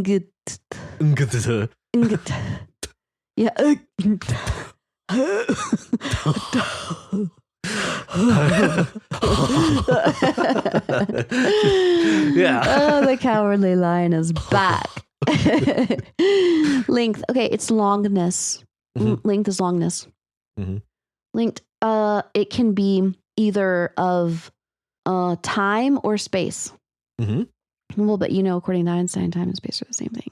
Right.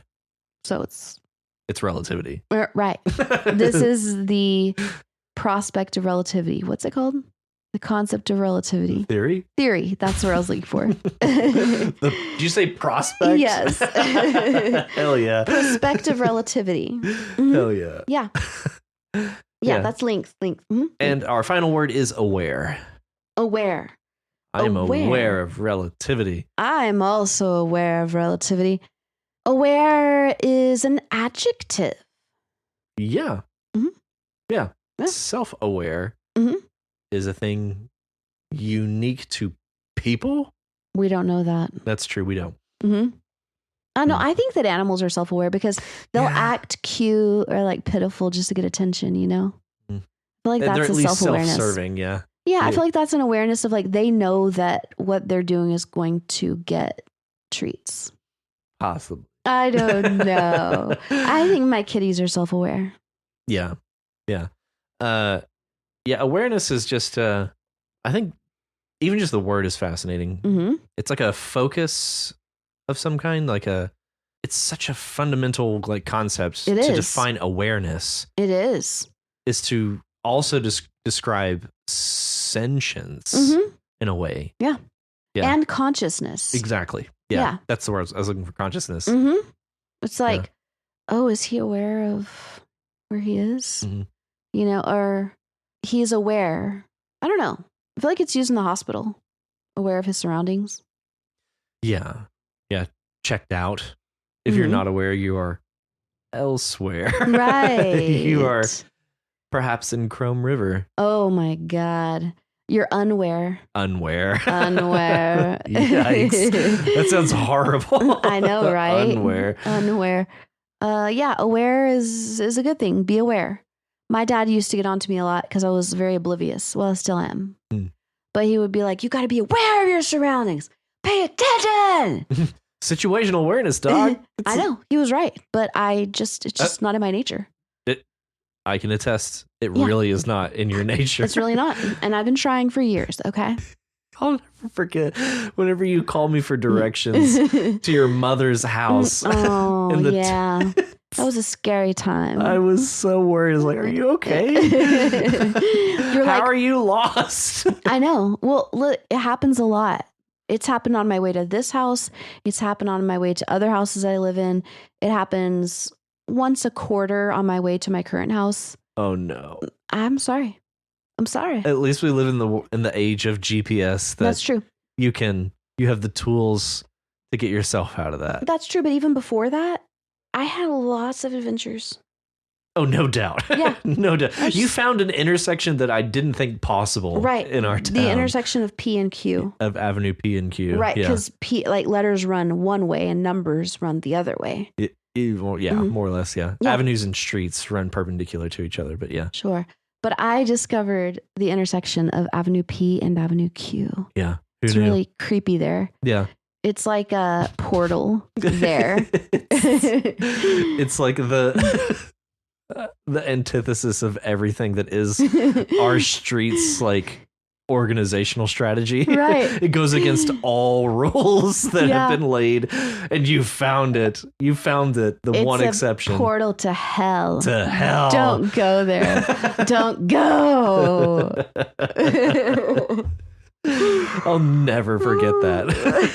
It's like, do you see any street signs? Yeah. What does it say? Avenue P and Avenue Q. It's like, okay, but the intersection is like, they're on top of each other. Yeah. It's like, that's impossible. And y'all didn't believe me. And I was like, no, it's happening. I promise. I'm here. I've discovered it. That's where you decided, like, I'm lost. Yeah. I'm here and I'm lost. Yeah. Makes perfect sense because that shouldn't exist. No, I was just like, I'm no longer confident in my awareness of where I am. It's amazing. Yeah.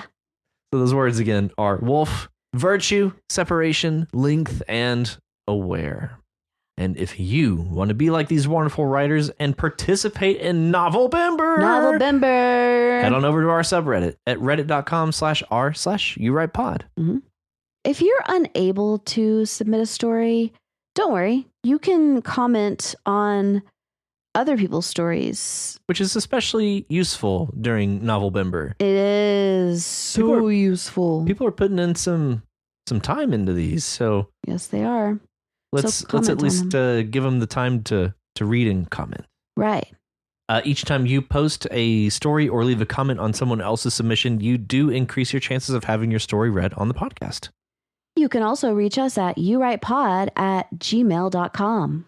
If you like our show and want to help support us, consider donating to our Patreon at patreon.com/YouWrite. You could be the first. You could be the first. If you are unable to donate, that's fine. You can help us by sharing the podcast with other writers and non-writers alike.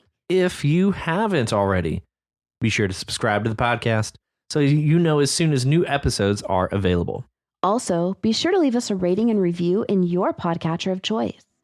And remember, join us next week on our first week of Novel-bember. A podcast where we celebrate Novel-bember. Novel-bember. Novel-bember. Novel-bember. Come on over, baby. Naughty, naughty, naughty, naughty, naughty. See y'all next week.